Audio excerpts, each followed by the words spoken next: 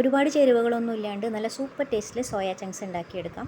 അതിന് വേണ്ടിയിട്ട് നമ്മൾ ആവശ്യത്തിനുള്ള സോയാ ചങ്ക്സ് തിളച്ച വെള്ളം ഒഴിച്ച് കൊടുത്തിട്ട് ആവശ്യത്തിന് ഉപ്പും കുറച്ച് പഞ്ചസാരയും കൂടി ഇട്ടിട്ട് അരമണിക്കൂർ നേരം കുതിർത്താനായിട്ട് മാറ്റി വയ്ക്കാം. ഒരു അരമണിക്കൂർ കഴിയുമ്പോൾ ഇതിൻ്റെ വെള്ളമൊക്കെ ഒന്ന് ഊറ്റി കളഞ്ഞതിന് ശേഷം തണുത്ത വെള്ളം ഒഴിച്ചിട്ട് 2-3 പ്രാവശ്യം ഒന്ന് കഴുകിയിട്ട് പിഴിഞ്ഞെടുക്കാം. ഇതേപോലെ ചെയ്യുമ്പോൾ സോയാ ചങ്ക്സിൻ്റെ ആ മണമൊക്കെ ഒന്ന് പോയി കിട്ടും കേട്ടോ.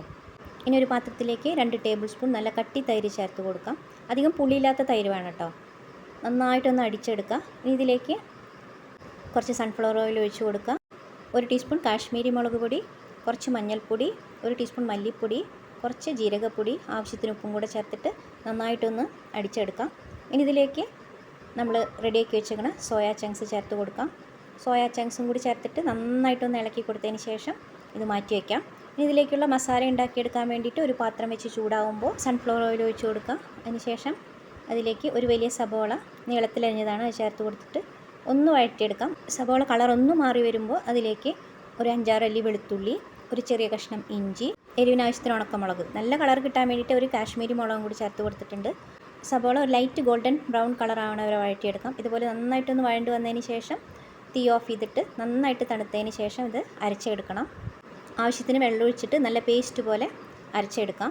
ഇനി ഇതേ ചീഞ്ചട്ടിയിൽ തന്നെ കുറച്ച് സൺഫ്ലവർ ഓയിലും ബട്ടറും കൂടെ ചേർത്ത് കൊടുക്കാം. ഇനി ഇതിലേക്ക് പട്ട, ഗ്രാമ്പു, ഏലക്ക, ഒരു ബേ ലീഫും കൂടെ ചേർത്ത് കൊടുത്തിട്ട് നന്നായിട്ടൊന്ന് വഴറ്റിയതിന് ശേഷം നമ്മൾ അരച്ച് വെച്ചേക്കുന്ന പേസ്റ്റ് ചേർത്ത് കൊടുക്കാം. മിക്സി ജാറിൽ കുറച്ച് വെള്ളം ഒഴിച്ച് അത് ഇതുകൂടെ ചേർത്ത് കൊടുത്തതിന് ശേഷം ഈ പേസ്റ്റ് നന്നായിട്ടൊന്ന് വഴറ്റിയെടുക്കണം.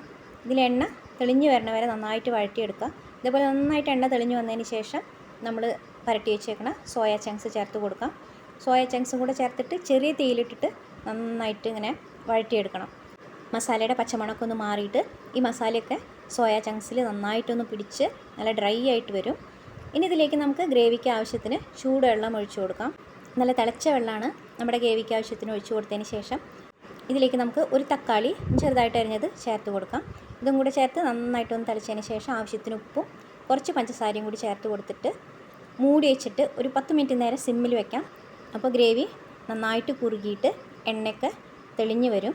അവസാനമായിട്ട് കുറച്ച് ഗരം മസാല ചേർത്ത് കൊടുക്കുക. അതുപോലെ തന്നെ മല്ലിയില, കസൂരി മേത്തി എല്ലാം കൂടെ ചേർത്തിട്ട് ഒന്ന് ഇളക്കി കൊടുത്താൽ നല്ല സൂപ്പർ ടേസ്റ്റിൽ സോയാ ചങ്ക്സ് ഗ്രേവി റെഡി.